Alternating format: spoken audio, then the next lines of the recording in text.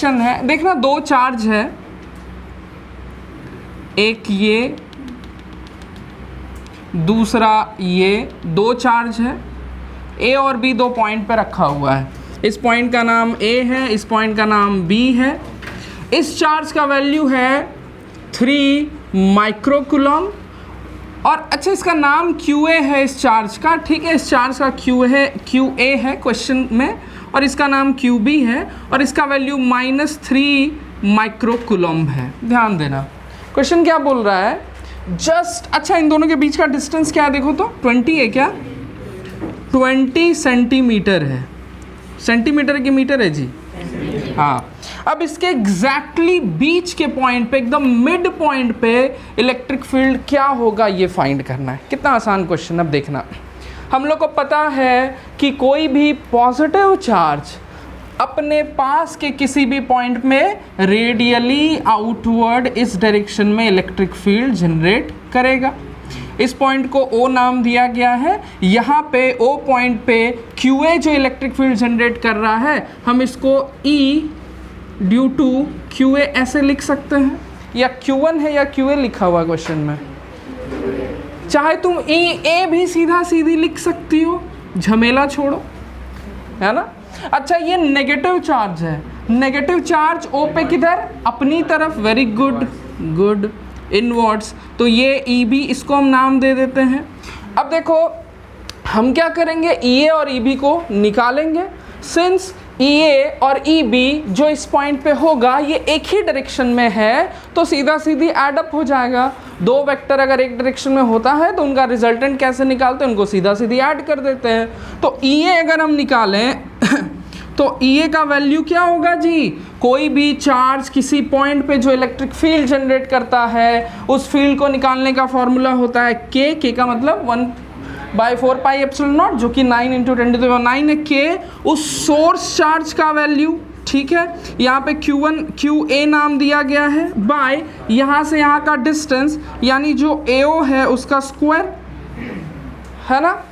Formula नहीं भी लिखोगे तो भी काम चलेगा, सीधे QA लिखो, यहाँ पे वैल्यूज रखो और निकाल भी सकते हो। K का वैल्यू,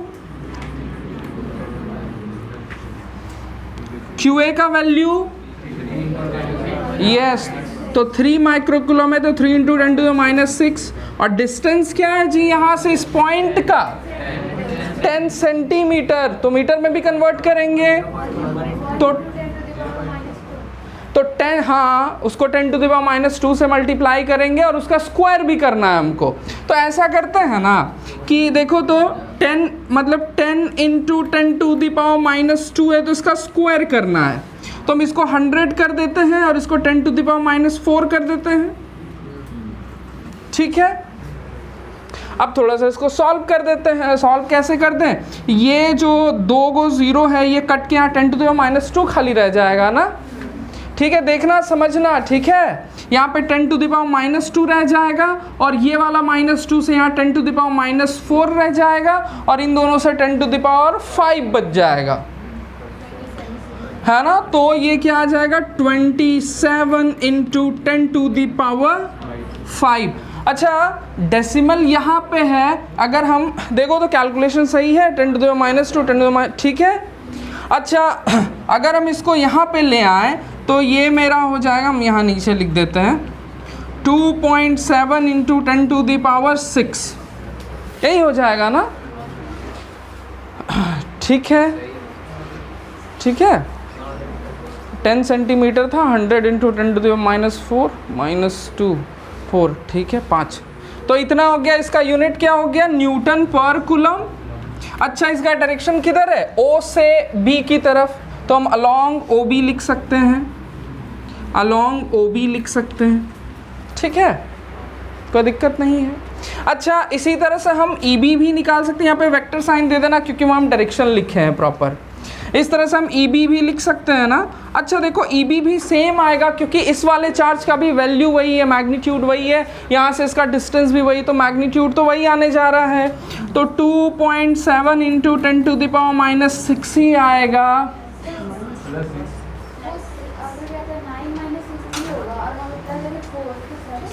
क्या बोली तुम,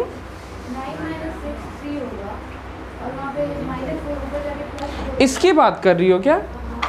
हम इस यहाँ इसकी बात कर रही हो? हम एक बार और चेक कर रहे हैं। ये 10 सेंटीमीटर था तो इसका स्क्वायर किए हैं तो 100 इंटू 10, समझ गई? ठीक है, देख लिया ना कैलकुलेशन, ठीक। अच्छा, तो ये भी सेम टू सेम आएगा ना, डायरेक्शन ओ से बी की तरफ होगा, ठीक है। तो ये न्यूटन पर कूलम 10⁻⁶, ठीक है। ओह, माइनस लिख दिया, नहीं प्लस है, ठीक है। अलॉन्ग ओ बी, अब जो नेट इलेक्ट्रिक फील्ड होगा यहाँ पे, सिंस दोनों इलेक्ट्रिक फील्ड एक तरफ है, तो जो नेट इलेक्ट्रिक फील्ड होगा हम यहाँ पे लिख देंगे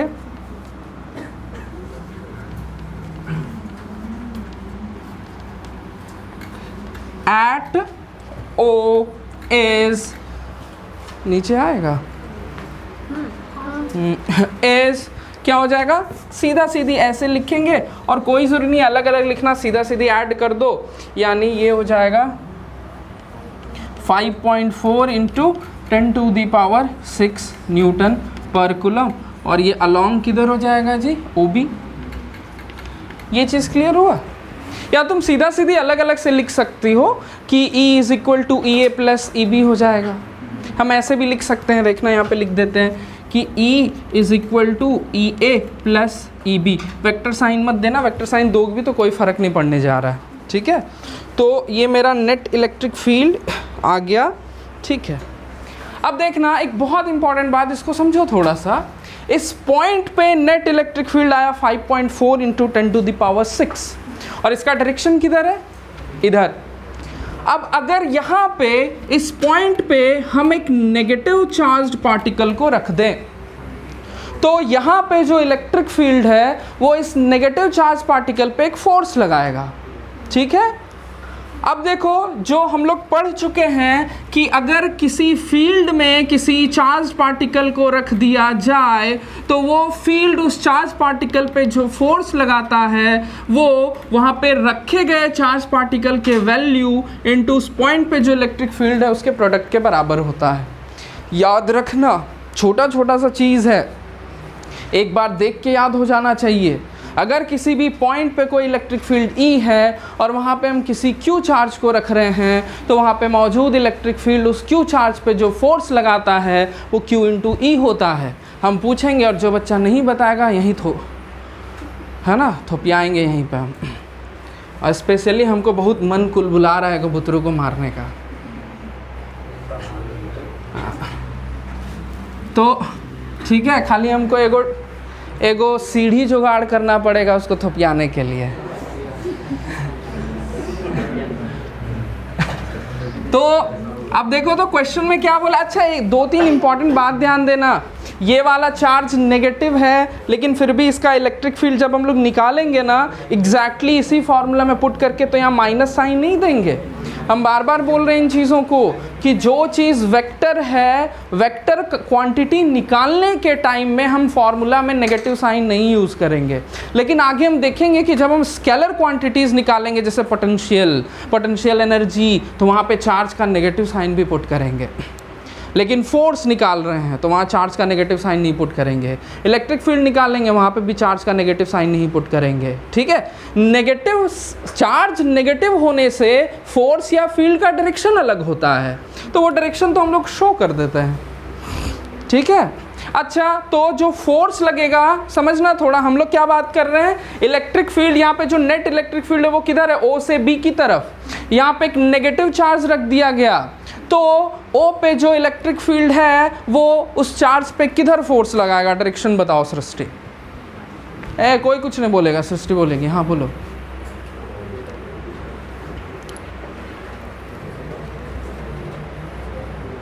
थोड़ा रिवाइज करो घर में जाके।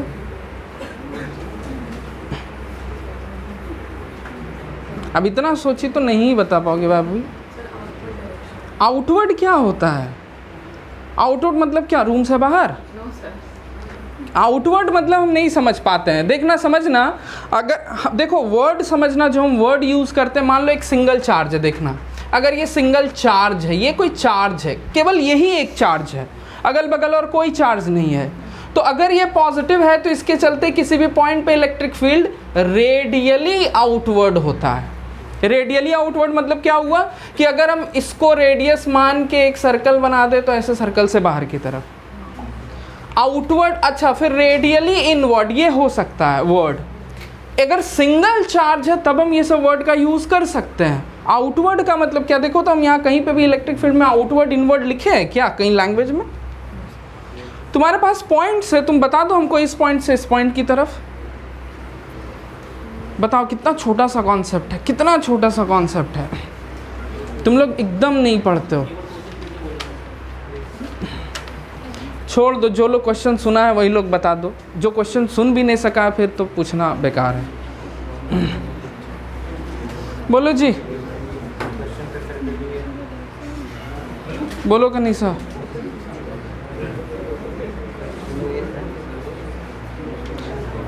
Shri Ram Shri Ram. A2O, A2O, A2O कहने का मतलब इधर, तुम कह रहा है O से A,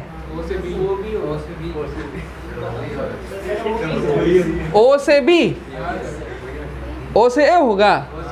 काहे? कैसे ही तो पूछेंगे, बताओ। अरे भगवान जितना यहाँ पे उसको दिए उतना तुमको भी दिए हैं, थोड़ा उसको यूज करो। देखो हम क्या क्वेश्चन, हम क्या बोले सुनना, बहुत अफसोस होता है, मन करता है ना कि ऐसे 2-4 बार हम धोड़ोस ले अपना कपार, लेकिन हमको डर लगता है दीवार वार टूट जाएगा तो खर्चा हमारी ही होगा, इसीलिए हम माथा नहीं पटकते हैं। क्या क्वेश्चन फिर से सुन लो, ये एक पॉइंट है, ध्यान देना, O एक पॉइंट है। O पॉइंट पे इलेक्ट्रिक फील्ड इस डायरेक्शन में हम दिखा दे रहे हैं, इस डायरेक्शन में O से B की तरफ इलेक्ट्रिक फील्ड है। यहाँ पे एक नेगेटिव चार्ज को रख दिया गया, तो वो इलेक्ट्रिक फील्ड इस नेगेटिव चार्ज पे किधर फोर्स लगाएगा? O2A। क्यों, एक्सप्लेन करो। क्योंकि वो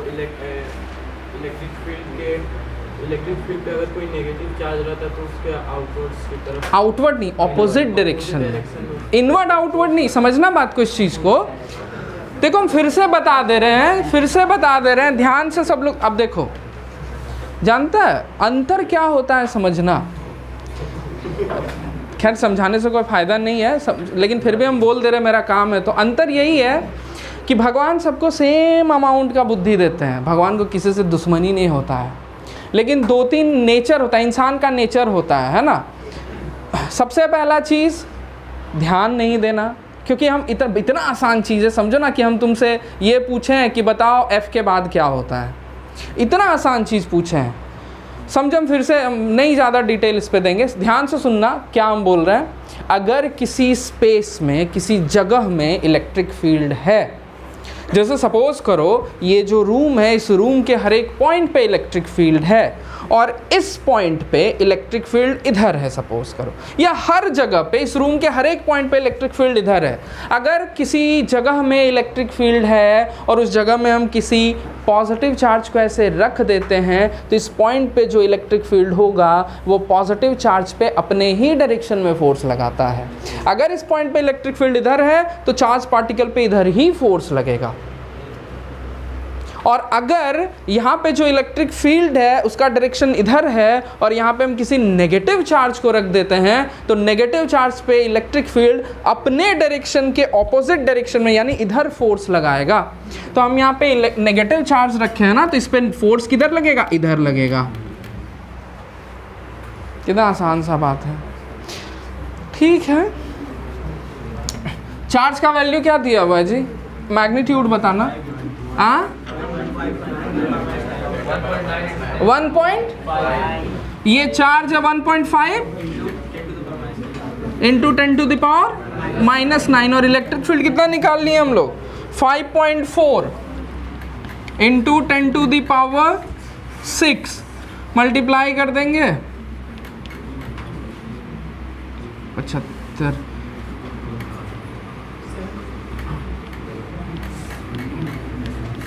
कुछ ऐसे आएगा ना, यही आएगा, ठीक है। इतना न्यूटन। अच्छा, डायरेक्शन इसका किधर होगा, ऐसे लिख सकते हो, ओ से ए की तरफ, अलोंग।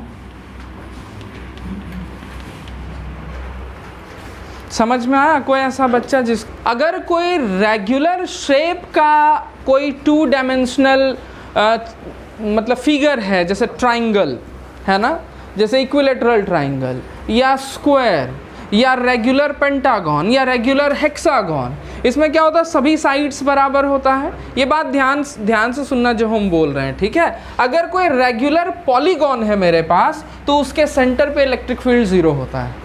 कुछ भी तुम ले लो, जैसे रेगुलर पॉलीगॉन में अगर तुम इक्विलेटरल ट्राइंगल लेते हो तो क्या होगा, बहुत ध्यान से देखना। अगर हम सेंटर लेते हैं, ठीक है, तो हाँ, और सभी वर्टिसेस पे अगर सेम चार्ज रखा हुआ है, तभी ये चीज़ पॉसिबल है। मान लो हर जगह सेम अमाउंट का पॉजिटिव चार्ज रखा हुआ है, तो क्या होता है, इसके चलते यहाँ पे जो इलेक्ट्रिक फील्ड होता है वो इधर होता है, इसके चलते जो इलेक्ट्रिक फील्ड होगा इधर होगा, इसके चलते जो इलेक्ट्रिक फील्ड होगा इधर होगा, इन दोनों का रिजल्टेंट इधर होगा, दोनों फिर कैंसल आउट हो जाएगा। तो ये खाली इक्विलेटरल ट्राइंगल के लिए नहीं होगा, अगर तुम निकालो, कैलकुलेट करो, तो सभी रेगुलर पॉलीगॉन के लिए सही बात है, ठीक है। तो इस चीज़ को इसी क्वेश्चन में हम नोट करके लिख लेते हैं, ठीक है। लिख लेना, लिखना, when like charges, when like charges, bracket में लिख लेना, of equal magnitudes, of equal magnitude, ठीक है। when like charges of equal magnitudes are kept at the vertices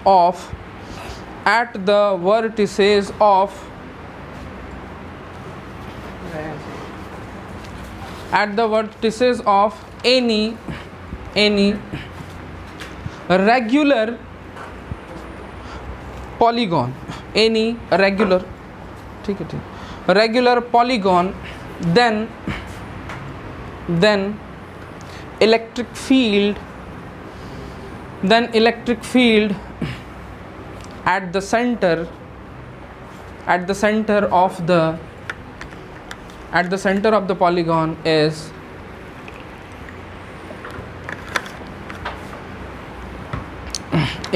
zero।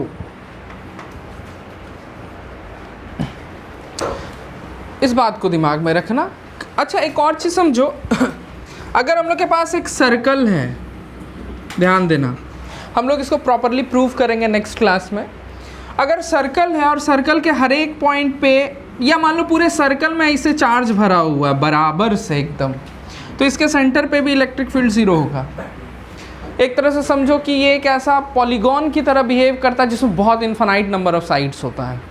जैसे मान लो अगर तुम साइड्स बढ़ाते जाओ, जैसे सपोज करो ये तुम्हारा एक रेगुलर हेक्सागोन है, ये एक रेगुलर हेक्सागोन है, समझना, ठीक है। तुम अगर इसमें बहुत सारा साइड्स कर दो तो ऑलमोस्ट सर्कल बन जाएगा, है ना। तो सर्कल के सेंटर पे भी अगर सर्कल में कोई चार्ज है पूरा भरा हुआ, रेगुलर चार्ज डिस्ट्रीब्यूशन है, तो इलेक्ट्रिक फील्ड 0 होता है। इसको प्रॉपरली हम लोग प्रूफ करेंगे इंटीग्रेशन वगैरह यूज़ करके, ठीक है। अभी आज तो हम लोग पॉइंट चार्जेस से कुछ क्वेश्चंस कर ले रहे हैं, उसके बाद कल से हम लोग बहुत ध्यान से सुनना जो हम बोलने जा रहे हैं। और हाँ, इसका यूज़ आगे जाके और भी थोड़ा सा जंबल क्वेश्चंस में किया जा सकता है, इन चीज़ों का यूज़, ठीक है। इसीलिए ध्यान से देखो क्या हम बोल रहे हैं। अब बहुत ध्यान से सुनना जो बोल रहे हैं हम। 4 वर्टिसेस पे सेम चार्ज रखा हुआ, 5वां खाली है, सेंटर पे इलेक्ट्रिक फील्ड फाइंड करना है, यही क्वेश्चन है। देखो, अगर यहाँ बहुत ध्यान से सुनना जो बोल रहे हैं, अगर यहाँ पे भी Q अमाउंट का चार्ज रख देते हैं तब तो यहाँ इलेक्ट्रिक फील्ड 0 हो जाता है। इससे क्या निष्कर्ष निकल रहा है, रिजल्ट क्या निकल रहा है वो समझना। अगर यहाँ पे चार्ज नहीं है तो इन चारों चार्जेस के चलते यहाँ पे जो इलेक्ट्रिक फील्ड होगा वो जितना होगा, बात सुनना जो हम बोल रहे हैं, इन चारों, अच्छा एक इंपॉर्टेंट बात समझना, अगर हमारे पास 2-3 चार्जेस हैं तो उनके चलते किसी भी एक पॉइंट पे जो इलेक्ट्रिक फील्ड होता है ना, जैसे समझो थोड़ा सा एक और चीज़ तो समझना, ऐसे तो समझ जाना चाहिए तुम लोग को। मान लो ये ट्राइंगल है, इसके तीनों वर्टिसेस पे मान लो ऐसे इलेक्ट्रिक चार्जेस रखा हुआ है, या मान लो इसके 2 वर्टिसेस पे खाली चार्ज है ऐसे। अभी हम लोग क्वेश्चन किए थे कि यहाँ पे 2 चार्ज है तो सेंटर पे इलेक्ट्रिक फील्ड कितना होगा और किधर होगा। तो बहुत ध्यान से देखना, चाहे 2 चार्ज हो, चाहे 1 चार्ज हो, चाहे 10 हो, चाहे 20 हो, किसी भी पॉइंट पे जो इलेक्ट्रिक फील्ड होता है उसका केवल एक ही डायरेक्शन होता है। नेट इलेक्ट्रिक फील्ड का तो एक ही डायरेक्शन होगा ना जी। 2-3-4 इलेक्ट्रिक फील्ड वहाँ पे जनरेट हो सकता है, लेकिन नेट इलेक्ट्रिक फील्ड तो एक ही होगा और उसका डायरेक्शन भी एक ही तरफ होगा, है ना। मान लो 3 चार्ज है या 2 चार्ज है तो इस पॉइंट पे 2 इलेक्ट्रिक फील्ड जनरेट करेगा, लेकिन वो दोनों इलेक्ट्रिक फील्ड फिर एडअप होके या उसका रिजल्टेंट यहाँ पे कुछ ना कुछ होगा, एक ही सिंगल होगा। तो जो किसी पॉइंट पे जो इलेक्ट्रिक फील्ड होता है यानी नेट इलेक्ट्रिक फील्ड होता है उसका एक ही डायरेक्शन होता है। ये बात ध्यान में रखना बात को, ठीक है। अब देखो समझना जो हम बता रहे हैं, फिर से बोल रहे हैं, अगर यहाँ पे भी Q अमाउंट का चार्ज रख दिया जाता, हम देखो हम बार बार बोल रहे हैं, ध्यान से सुनना, नहीं तो मिस कर जाओगे, नहीं समझ पाओगे। अगर यहाँ पे भी Q वैल्यू का चार्ज रख दिया जाता तो यहाँ पे electric field, net electric field 0 हो जाता। इसका मतलब क्या हुआ? इसका मतलब ये हुआ कि ये चारों मिलके जितना इलेक्ट्रिक फील्ड जनरेट कर रहा है उतना अकेले ये जनरेट कर दे रहा है, और इन चारों के चलते जो इलेक्ट्रिक फील्ड जनरेट हुआ जिधर, उसके ऑपोजिट ये जनरेट कर रहा है। मतलब अगर ये चारों मिलके, एग्जाम्पल के तौर पे बोल रहे हैं, मान लो ये चारों मिलके इस पॉइंट पे इस डायरेक्शन में 10 न्यूटन पर कूलम का इलेक्ट्रिक फील्ड जनरेट कर रहा है, तो ये अकेला इस पॉइंट पे इस डायरेक्शन में 10 न्यूटन पर कूलम का इलेक्ट्रिक फील्ड जनरेट कर दे रहा है, इसीलिए नेट इलेक्ट्रिक फील्ड 0 हो जा रहा है। अगर ये चारों रहा तो इस यहाँ पे किसी ना किसी डायरेक्शन में इलेक्ट्रिक फील्ड रहेगा। मान लेते हैं इस डायरेक्शन में है और 10 है, माने हैं, खाली सुनना बात को। जैसे ही यहाँ पे रख दिए नेट इलेक्ट्रिक फील्ड 0 हो गया। इसका मतलब कि यहाँ वाला चार्ज बाकी के द्वारा जनरेटेड इलेक्ट्रिक फील्ड को कैंसल आउट कर दिया, यहाँ वाले चार्ज के द्वारा जनरेटेड इलेक्ट्रिक फील्ड। कॉन्सेप्ट पकड़ में आ रहा है क्या बोल रहे हैं?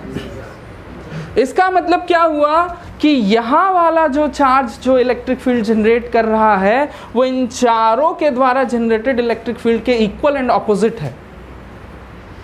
बात समझ में आ गया? क्या बोले आदित्य? ओह सॉरी, आदर्श, सॉरी आदर्श, समझ रहा बात को? अब देखो, हम अगर यहाँ वाले चार्ज के चलते इस पॉइंट पे इलेक्ट्रिक फील्ड निकाल ले तो वही इन चारों के द्वारा जनरेटेड इलेक्ट्रिक फील्ड के बराबर होगा। बात समझ में आ रहा है हम क्या बोल रहे हैं? और इन चारों के द्वारा जनरेटेड इलेक्ट्रिक फील्ड इसके द्वारा जनरेटेड इलेक्ट्रिक फील्ड के ऑपोजिट होगा। अब इसके चलते जो यहाँ पे इलेक्ट्रिक फील्ड होगा, सिंस यहाँ से इसका डिस्टेंस है a और इस चार्ज का वैल्यू है q, तो इसके चलते यहाँ पे जो इलेक्ट्रिक फील्ड जनरेट होगा वो कितना आएगा जी? kq/a², ठीक है। और इसका डायरेक्शन जो होगा, तुम कुछ भी इसको नाम दे दो, मान लो इसको तुम A B C D नाम दे देती हो, ठीक है। या हम ऐसे लिख सकते हैं, बहुत ध्यान से देखना, कि A पे, अच्छा तुम यही नाम दे देना, ठीक है, जो भी हो। तो ये जो इलेक्ट्रिक फील्ड होगा, यानी यहाँ पे रखा, हमको क्या इन चारों के चलते इलेक्ट्रिक फील्ड जनरेट हो रहा है उसका वैल्यू फाइंड करना है। तो सीधा सीधी वो जो इलेक्ट्रिक फील्ड होगा वो इस अमाउंट के बराबर होगा, यानी कितना होगा? kq/a², है ना।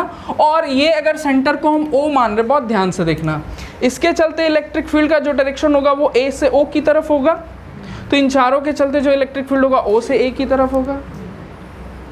तो अलॉन्ग, बस हो गया ख़त्म।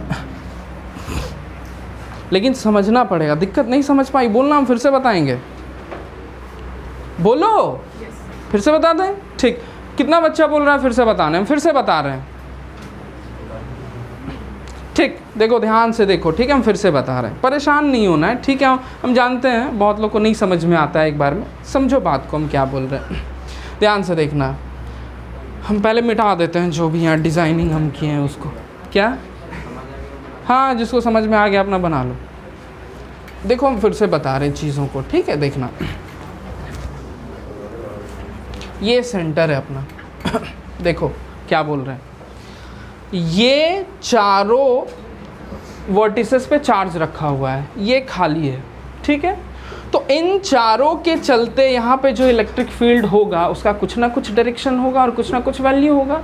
हम मान ले रहे हैं फ़िलहाल कि ये चारों मिल के यहाँ पे जो इलेक्ट्रिक फील्ड जनरेट कर रहा है वो इधर जनरेट कर रहा है और उसका वैल्यू सपोज कर लो 10 है। हाँ, मान लिए। अब देखो जैसे ही हम यहाँ पे Q अमाउंट का चार्ज रख दिए, नहीं अभी ध्यान काहे नहीं दे रहा है, फिर नहीं समझ में आएगा। जैसे ही हम यहाँ पे Q अमाउंट का चार्ज रख दिए, यहाँ पे इलेक्ट्रिक फील्ड 0 हो गया।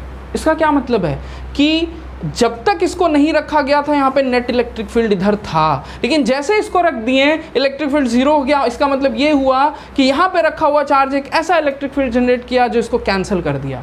तो इसको कैंसिल करने के लिए इसको इसके जस्ट ऑपोजिट और इक्वल इलेक्ट्रिक फील्ड जनरेट करना पड़ेगा।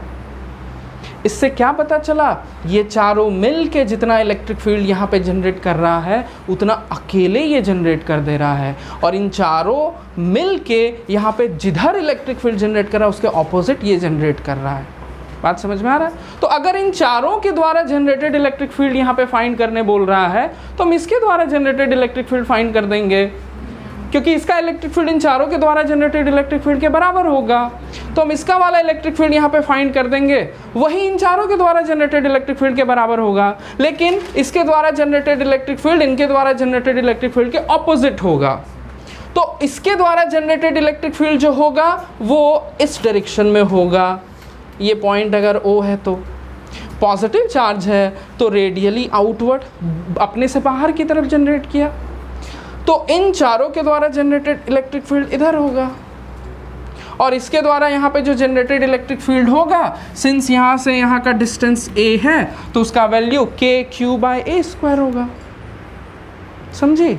सिंगल चार्ज है ना, इसके चलते यहाँ पे इलेक्ट्रिक फील्ड kq/a², वही इन चारों के द्वारा जनरेटेड इलेक्ट्रिक फील्ड का वैल्यू होगा। समझ रहा आदर्श? देखना, समझो बात को। सपोज करो जैसे ये सपोज करो एक दीवार है, ठीक है? सपोज करो ये दीवार है। बहुत ध्यान से देखना चाहिए, एक एक क्वेश्चन बहुत कुछ सिखाता है, ठीक है? ये सपोज करो कोई दीवार है, यहाँ पे ये जो जगह है, ये जो स्पेस है, यहाँ पे हॉरिजॉन्टल इलेक्ट्रिक फील्ड है, मतलब इस डायरेक्शन में इलेक्ट्रिक फील्ड है। ध्यान देना, हम इधर सिंबॉलिकली दिखा देते हैं। इस डायरेक्शन में हर जगह पे इलेक्ट्रिक फील्ड है, हर पॉइंट पे इस डायरेक्शन में इलेक्ट्रिक फील्ड है, चाहे ये पॉइंट, कहीं पे भी तुम कोई पॉइंट ले लो, ठीक? अब यहाँ पे जो है एक सिंपल पेंडुलम जो है वो लटका हुआ है, और इस पेंडुलम का जो बॉब है इसमें कुछ चार्ज है। ध्यान देना, इसमें कुछ चार्ज है और ये इक्विलिब्रियम के पोजीशन में है, मतलब यहाँ पे रुका हुआ है। ये समझ में आ रहा है? अब देखो, समझो बात को। अगर हर जगह पे इस डायरेक्शन में इलेक्ट्रिक फील्ड है, सपोज करो अगर हर जगह पे इस डायरेक्शन में इलेक्ट्रिक फील्ड है, ठीक है, तो बॉब जिस पॉइंट पे रखा हुआ इस पॉइंट पे भी इस डायरेक्शन में इलेक्ट्रिक फील्ड होगा। और अगर बॉब जो है इसमें चार्ज अगर Q है तो इस पे जो फोर्स लग रहा होगा वो QE होगा। बात क्लियर है जो बोल रहे हैं? तो बॉब पे अगर इधर इलेक्ट्रिक फील्ड है हर जगह पे, बॉब किसी ऐसे रीजन में रख दिया गया है जिसमें इलेक्ट्रिक फील्ड है, और अगर बॉब में चार्ज को हम पॉजिटिव मान लेते हैं तो बॉब पे उसी डायरेक्शन में फोर्स लगेगा जिधर इलेक्ट्रिक फील्ड होगा। मतलब ये बॉब इधर लटका हुआ था शुरू में, सपोज करो ऐसे, जैसे ही इलेक्ट्रिक फील्ड, बॉब ऐसे लटका हुआ था, सपोज करो ऐसे लटका हुआ था यहाँ पे, जैसे ही इस रीजन में इस डायरेक्शन में इलेक्ट्रिक फील्ड डालें, बॉब पे फोर्स लगा, बॉब यहाँ पे आके रेस्ट में आ गया, इक्विलिब्रियम में आ गया, कहने का मतलब। अब देखो, बॉब पे एक तो फोर्स इधर ये लगेगा ही लगेगा, दूसरा फोर्स इधर mg लगेगा, तीसरा फोर्स टेंशन लगेगा, ठीक है? ये वाला एंगल को मान लेते हैं थीटा। थ्रेड का लंबाई दिया हुआ, क्या दिया हुआ थोड़ा बताना। 40 सेंटीमीटर दिया हुआ है, और कुछ डिस्टेंस दिया हुआ है क्या? दीवार से ना, दीवार से कितने डिस्टेंस पे है? 24 सेंटीमीटर पे है। मेरे ख्याल से तुम लोग को याद होगा, ऐसे तो हम लंबा चौड़ा इसको बना सकते हैं रिजॉल्व वगैरह करके, लेकिन जो बच्चा आगे पहले देख चुका है, क्वेश्चंस वगैरह प्रैक्टिस कर चुका है, सीधा सीधी ये बात याद होगा, tan theta is equal to ये जो फोर्स है बाय, क्लियर है? अगर ऐसे नहीं बनाओगे, रिजॉल्व वगैरह करोगे तो 2 मिनट बेकार तुम्हारा जाएगा। अब देखो ये F जो है वो हम सीधा सीधी यहाँ पे QE लिख दें। हमको फाइंड करने बोला है चार्ज, E दे दिया है। एक इम्पॉर्टेंट बात और देखना, tan थीटा तुम कैसे, मान लो इसको हम O नाम दे देते हैं, इसको A नाम दे देते हैं, इसको B नाम दे देते हैं। तुमको tan थीटा चाहिए होगा। मेरे पास अगर ये थीटा है तो ये परपेंडिकुलर, ये हाइपोटेन्यूस है।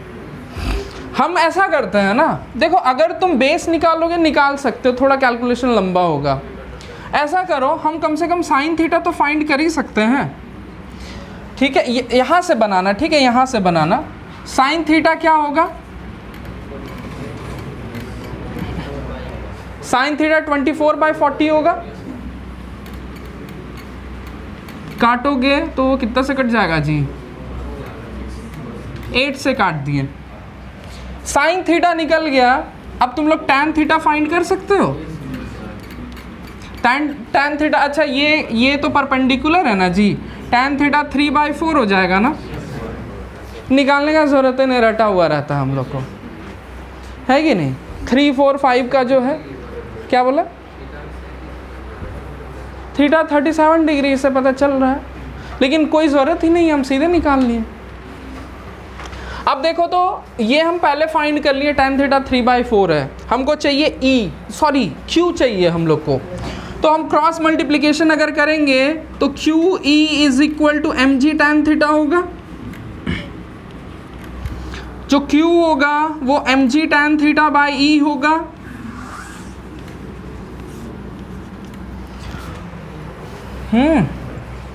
mg सॉल्व कर देते हैं इधर, हाँ देखना। मास कितना दिया हुआ है? 1 ग्राम।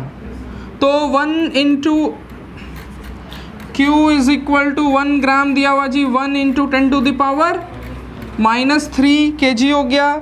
G तुम 10 ले लेते हैं फिलहाल यहाँ पे हम, जब तक क्वेश्चन में लिखा हुआ रहेगा अगर कुछ नहीं लिखा हुआ रहेगा तो 9.8 ही लेना, ठीक है?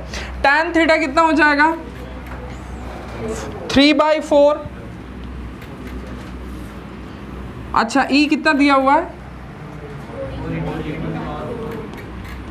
4 इंटू 10⁴। कैलकुलेट करते हैं। ओवरऑल मेरा क्या जा रहा है देखना, ये 1 0 10⁻³ 10⁻³ हो जाएगा, ये 3/16 हो जाएगा, इंटू 10⁻6 होगा ना, 10⁻6 हो जाएगा। तो अगर हम इसको डिवाइड करेंगे, ठीक है, 0.0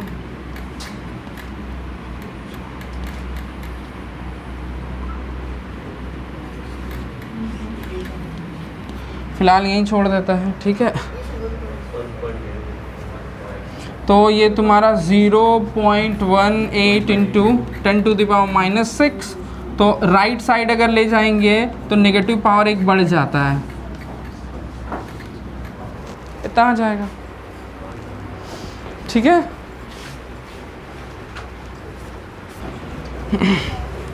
देखो एक रेगुलर हेक्सागन है,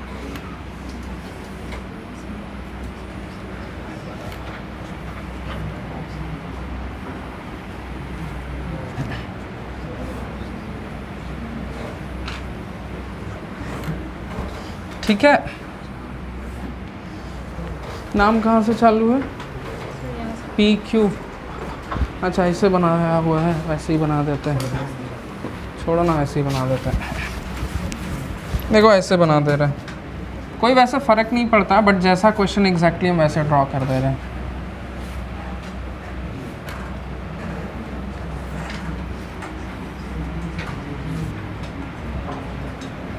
यहाँ से ना P Q R S T U ये वर्टिसेस है, ठीक है। अब देखो ऑप्शन है, थोड़ा ध्यान देना। फर्स्ट ऑप्शन क्या है, हमको साइन बताते चलो। Plus minus plus minus minus plus. Next बोलो।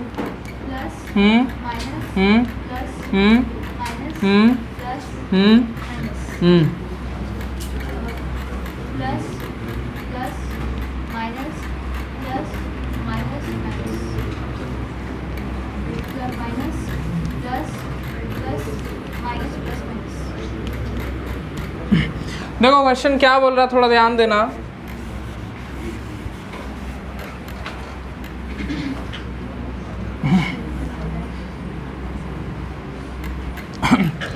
क्वेश्चन में ये बोल रहा है ना कि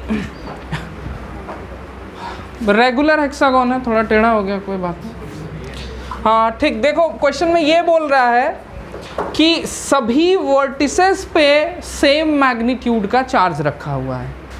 चार्जेस का साइन इन ऑप्शंस में से क्या होना चाहिए सच दैट कि अगर खाली सिंगल यहाँ पे चार्ज रखा हुआ रहे, सपोज करो, बहुत ध्यान से देखना, अगर सिंगल यहाँ पे चार्ज रखा हुआ रहे तो इसके सेंटर पे कहीं ना कहीं इलेक्ट्रिक फील्ड बनेगा, किसी ना किसी डायरेक्शन में बनेगा। अगर मान लो पॉजिटिव, अगर ये है एक एग्जांपल, तो इस पे इलेक्ट्रिक फील्ड ऐसे बनेगा इस पॉइंट पे। अब समझो क्या हम बोल रहे हैं। क्वेश्चन में बोल रहा है अगर R पे सिंगल चार्ज रखा हुआ रहे तो जो इलेक्ट्रिक फील्ड बनेगा, अगर सभी वर्टिसेस पे चार्ज रख दें तब इलेक्ट्रिक फील्ड इसका डबल बनेगा। क्वेश्चन समझ में आया क्या बोल रहे हैं? अगर खाली R पे इलेक्ट्रिक फील्ड रख, ये तुम लोग को बनाना है ये क्वेश्चन, हम समझा दे रहे हैं। खाली अगर R पे ही खाली चार्ज रखा हुआ रहे, बाकी वर्टिसेस खाली रहे, तो O पॉइंट पे जो इलेक्ट्रिक फील्ड बनेगा उसका डबल बनेगा इलेक्ट्रिक फील्ड। कब? जब सभी वर्टिसेस पे चार्ज रख दिया जाए। तो सभी वर्टिसेस पे जो चार्ज रखा जा रहा है उसका साइन इनमें से क्या होना चाहिए सच दैट कि इलेक्ट्रिक फील्ड डबल बने। 5 मिनट का टाइम है, सोचो।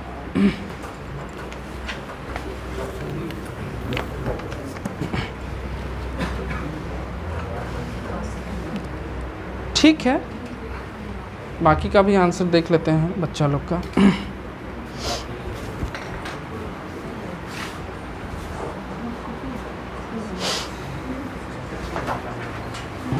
क्वेश्चन समझ में आ गया ना सबको?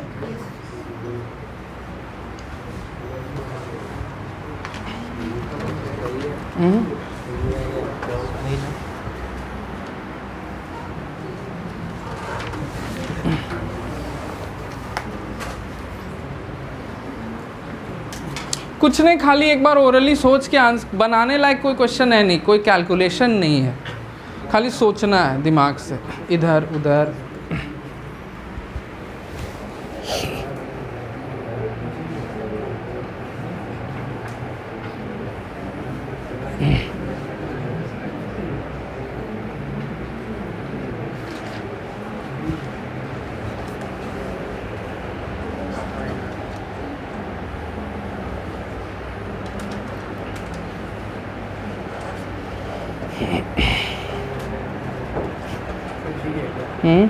डी ही है, हाँ डी। अच्छा ये डी बोल रहा है, डी तुम भी बोल रहा है।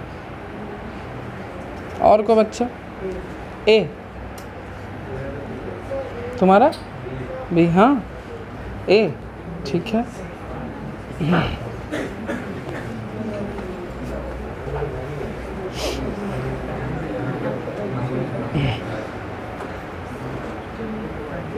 तुम नहीं सोचेगी कनिसा?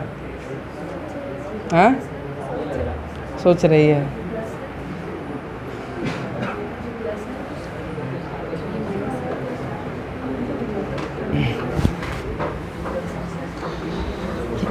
एक मिनट और है।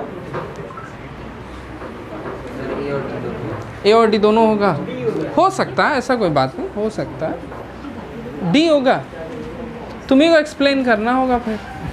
हाँ सर, डी नंबर होगा। हाँ तुक्का हम हाथ लगा देंगे, बोल देते हैं। सर डी होगा, डी।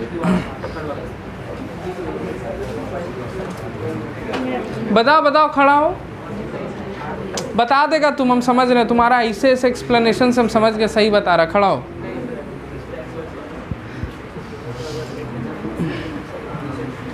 अंश कुछ लग रहा है?